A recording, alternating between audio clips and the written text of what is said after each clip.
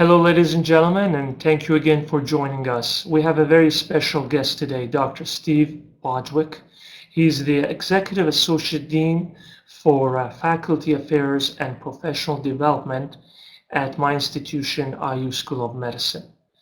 He has also been a great mentor. He's going to talk to us about a very, very important topic, and that's about being a better person first, a better communicator, and then a better physician and surgeon.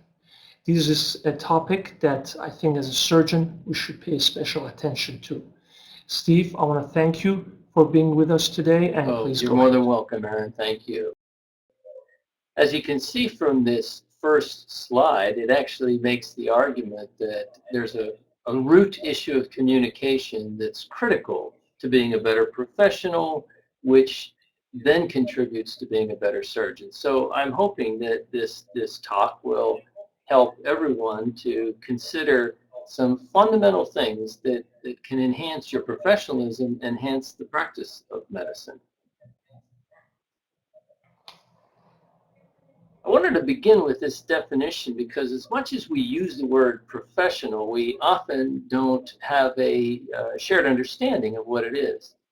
This definition, professional competence, is the habitual and judicious use of communication, knowledge, technical skills, clinical reasoning, emotions, values, and reflection in daily practice for the benefit of the individual and the community being served. Now, I've dissected this definition, and I want to share with you a way of looking at it somewhat differently.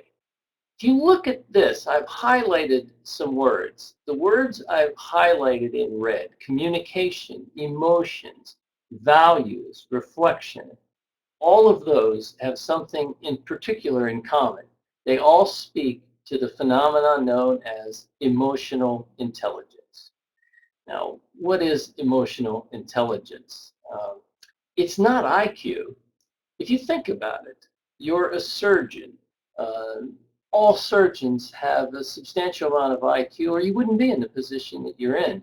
So what IQ doesn't really do is differentiate much. In fact, the students of intelligence would say that it predicts school grades, but it's in fact a non-predictor of success in life, maybe 6% of job success. So it's necessary, but not sufficient. Peaks in the late teens and only varies a few points over a lifetime. You really can't change IQ. Fortunately, you have it, so that's good. But what about emotional intelligence? In fact, it can be changed. There's no ceiling or limit to how emotionally intelligent a person can become. The definition we'll use then is that emotional intelligence is an array of non-cognitive capabilities, competencies, and skills that influence one's ability to succeed in coping with environmental demands and pressures. Well, what might some of those pressures be? How about the surgical team that may have some challenging individuals on it? How about a surgery itself that's getting complicated and starts to sort of turn south on you? Or how about just change in your institution or in your practice? How we handle those is a function of emotional intelligence, not IQ.